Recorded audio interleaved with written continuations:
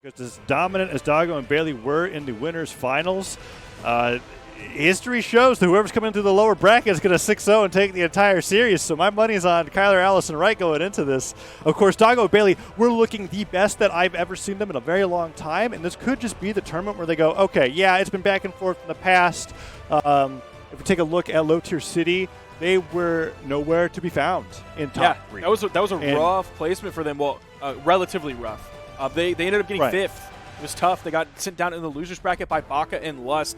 I can't remember who ended up taking knocked them out by Shadow and Goddess. Yeah, Shadow and Goddess. Actually. So it's probably nice for them to know that they don't have to fight that team this tournament, as they're getting a rematch against the team that they had previously 3-0'd.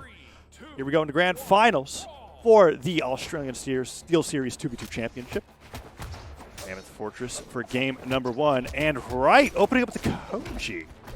Yeah, already we're seeing Kylar and Rite go into this with a different mindset, hoping for a different outcome. Right, starting off not with the Hattori, not with the Thor, but over here on the Koji pick, relatively low level. I think it's like 36 level from him. The neutral signature gets interrupted by Baileyyyy, and then there's a punish from Kylar onto Baileyyyy. Rite by himself over on the right side. Both members of the red team moving over to the left onto Kylar. Rite using his movement speed, all of it that he has to get back over to the side, but that is a full team wipe. Red team going up early in this. 37 seconds into the game, already 2 KOs for the red team. Doggo is just like now starting to look at orange. Baileyyy's in the red, but the blue team, they're behind. Yeah, Doggo and Baileyyyy are playing phenomenally. Oh, and that was like, I could just see Rite like just being like, okay, I should not have this stock right now. That ground pound came so close to be able to take him out. Can he get the reversal? Nice Sarah bounces Baileyyyy into the stage. Baileyyyy gets punished for being super risky, but being that stock ahead, not too big of a deal. Nice down sig. Covered a lot of space. They essentially had to dodge like, I don't even know if dodging straight in would have avoided death there. I'm not really certain. Really good edge guard coming out for the blue team. But Rite severely damaged. Yeah, that's the biggest thing to look at here is you look at Kylar and you're like, okay, he's looking pretty good in the yellow, not a problem. Meanwhile, I started that about to say that Rite was in the red, and by the time it was over, Rite's already gone. This has been a trend when it comes to Rite in this matchup against Doggo and Baileyyyy. Rite just putting out these. Okay, I think he was trying to space it down. He just took a huge amount of hits with the hammer. Nice job interrupting that gravity cancel satellite from Baileyyyy, but that's about as much as he got off of it. Okay, 2 N-Sigs spacing out of the direction. Rite somehow managed to get through unscathed, but Rite's got to be careful. That stock looks like it's going to be going down first before anybody else, and that would put Kylar Alice into a 1v2 with still 2 stocks. I mean, that's insane. Weapon toss is coming out from all over the place. Oh, no, Kylar. Oh, Rite. Oh, Kylar. Rite is so close to being taken out of this game. What does he do after this? Does he go back to the Hattori? The low defense isn't helping him. Does he stay on the Koji? He's already taken out of this game. Does he go back to the Thor, where his high defense was okay, but it didn't do anything against Doggo and Baileyyyy? Yeah, I'm not certain. I would like to see. Well, I mean, I think out of all the picks that I liked so much or so far, it's actually been. Well, I wanted to say the Koji, but the Koji honestly didn't do that great. Maybe the Thor is going to be it. I'm not sure. I think at this point in time, it's a tough decision. You have to consider: is it really the legend picks that are making the difference, or should I have to change up a little bit of how I am playing in a neutral game against Doggo and Baileyyyy? Because Kylar doesn't seem to be having as many issues holding out these stocks, but man, look at this. I mean, stuck in this 1v2, this is brutal. Let's see if he can do it. Kylar, go for that weapon. Okay, Baileyyyy dropped down. Luckily for Kylar, giving him some room to pick up that weapon, and Baileyyyy put it on the Nair friendly fire to Doggo. Okay, all right, Kylar. He's sidelighted 3 times in a row. Why not? He do be sidelighting, though, and it seems like Doggo wasn't ready for any of those punishes. Like, he just keeps doing it. What? And Doggo's punishes are, like, slim to none. He is just swinging that hammer forward like a baseball bat, constantly hitting home runs. Let's see if he's able to take one of these stocks here, because at this point, this looks like it's an advantage of Kylar. Okay, his jumps are pretty low. I think that's it. Yeah, nicely done. So one of the very few textbook uses of Axe Ground Pound. It's like, oh, it can do literally nothing else than dodge. Let me just hold this move here for a second. Game 1 goes over to Baileyyyy and Doggo, and I don't even know if Rite necessarily has to play that much better. I think Rite just has to be on the board, like just exist and threaten space by existing, because Kylar is playing out of his mind right now, and just give Kylar long enough, and I think Kylar is going to be able to take this. Not to say that Rite is that much is lagging that much behind, but it does certainly seem that way in some of these matchups. And here we've got the Petra coming out from Rite in game 2. But if you looked at the other side of that game as well, like Doggo was the one who finished it up and cleaned it up towards the end with that axe play to get that final KO onto Kylar. But the numbers heavily favored Baileyyyy. 744 damage. That is huge. So like as much as you say that Kylar is playing out of his mind, and he is, don't get me wrong, Baileyyyy is playing outer of his minder more. Yes. And further that's outside of his mind. And that's provable by the fact that they're winning games every time and have yet to lose against the team of Kylar Ellison Rite, who just made very quick work of Goss and Shadow. So going into game number 2, let's see how this adjustment's going to come in. Kylar, interestingly, after how well he did on the Gruagok throughout all of these games, is on Xavier Woods now. Epic crossover for Bodvar, having that sword instead. And Rite putting out those sides, trying to go for those stocks. And there goes Doggo for stock number 1 of game 2. Ooh.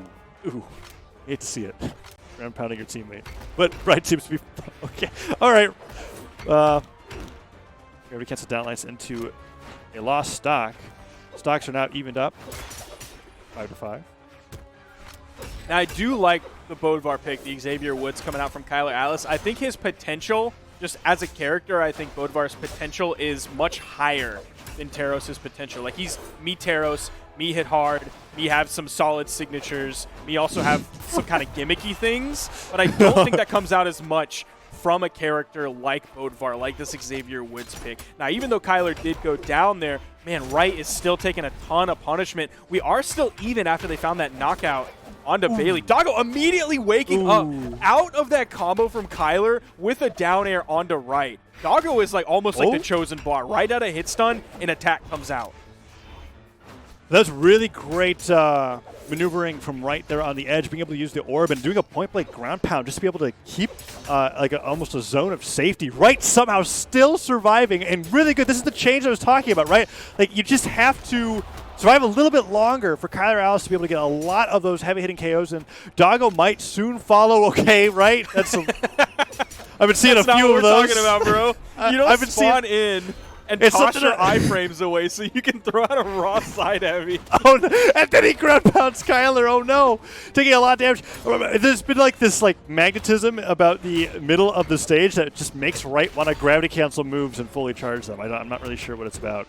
Doggo hitting Rite to the left side of the stage. Baileyyyy trying to get that damage in. Missed that side light. Oh, Kylar, is he going to go down?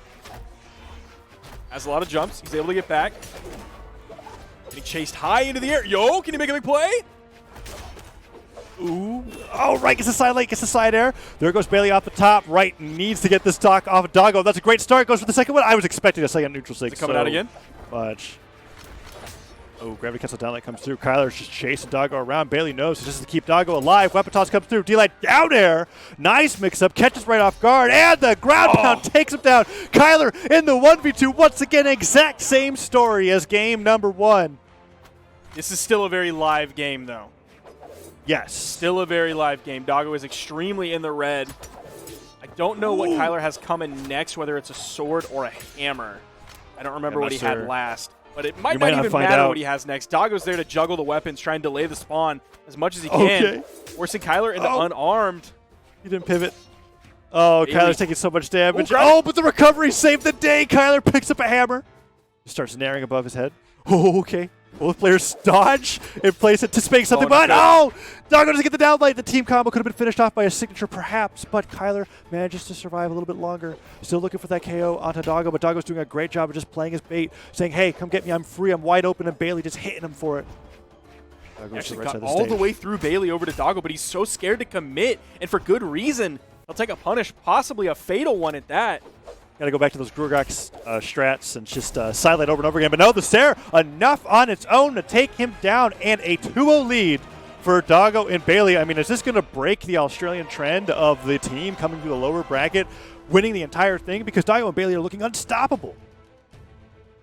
I think the pressure comes down to Rite, and it's It's horrible that it has to be like that. That puts Rite in a very tough position. That weighs a lot on the mental. That puts a lot on Rite's brain going into this game. But Baileyy and Doggo are up. If you look at the numbers from last game, they were healthy numbers across the board. Baileyy mid 550s, Doggo mid 500s, Kylar mid 500s.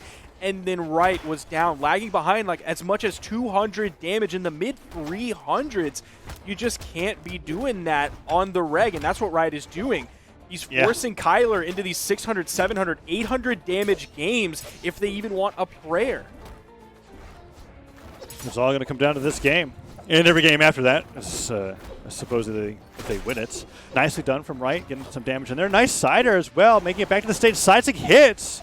Sends Baileyy flying all the way to the right side of the stage without a weapon. Dodges back, avoids that silent, and the silent recovery coming in. A little bit of friendly fire, but no matter. Rite making a good difference in this game by taking out that first stock. Although the blue team typically takes the stock lead at the beginning of these games, and then it seems to all fall apart as those edge guards happen as Rite goes for that ground pound hit away. Oh, the other down air hit or misses, but Kylar goes off the top, and Rite, 2 damage for that cider combo. Doesn't matter, recovery takes him down, and that's what I'm talking about, right? The first stock typically goes with the blue team, and then the lead stays in red team's favor the rest of the way. Have you noticed many successful edgeguard situations in Rite's favor? No.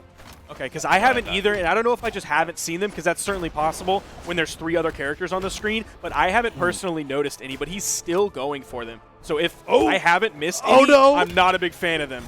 Okay, I will count that as successful. Because even though Rite missed the ground pound, Kylar Alice was in a perfect position to follow up and punish Baileyy for going for what they went for against Rite, taking the stock and getting them lead once again. And if there's one thing Rite has been succeeding with off the right side or left side of the stage, respectively, is that they're able to use the orb to get their opponents off of them as they recover. So yeah, not successful on the edge guards, but definitely successful on the recoveries when they make it work. This time getting cidered away. Kylar fighting back against Doggo and Baileyy by himself successfully. Rite stomps Sared away, but still holding on to his 2 stocks, so doing better than Baileyy. Oh my goodness! Baileyy just stomping all across the stage. Holy cow, he was done in so many ways. Oh, team combo, Rite. Not good. You had Not one good. job. You just had to respawn and save the iframes, and instead, look at what happened to you. You've nearly lost the stock before Kylar could even make it back and pick up a weapon, and now the red team's on the verge of winning the entire thing. They got Baileyy. Goes down. That was one major one of their win conditions. Oh, and then the down tick's just coming out, and it works. That's the first time I've ever seen that work ever. It's a really cool signature, but honestly, the coolest part about it is the worst part, which is that you have to charge all the way for the orb to get big enough. I feel like that hit the first 2 days that Petra was out on release in ranked games, and beyond that. Yeah, and most people are just going, wait, what? That goes beneath the stage? What? Yeah. That's not how this works. Oh, but the cider hits. 1v1. Doggo actually in the lead. I cannot believe this. Is Doggo going to do it? Okay. Tense footsies. Sidelight hits. Doggo throws the weapon. Neutral light connects. Kylar. Is he going to starve? No. Okay, there it is. Just waiting long enough. I mean, why not? If Doggo's going to use all those jumps, make it as long as possible before you starve that weapon up. The cider hits. Kylar's fighting his way back into this. It's so closely tied, but both of them have heavy weapons. It's so scary. It's not going to take much to get the knockout. Oh, Kylar, you saw Doggo going in with the ground pound. Didn't dip low enough for Kylar to get the neutral air. That would have given him a chase dodge up. Doggo and Baileyy continue the 3-0 train all the way through to grand finals. Doggo and Baileyy are your Australian Steelseries 2v2 champs.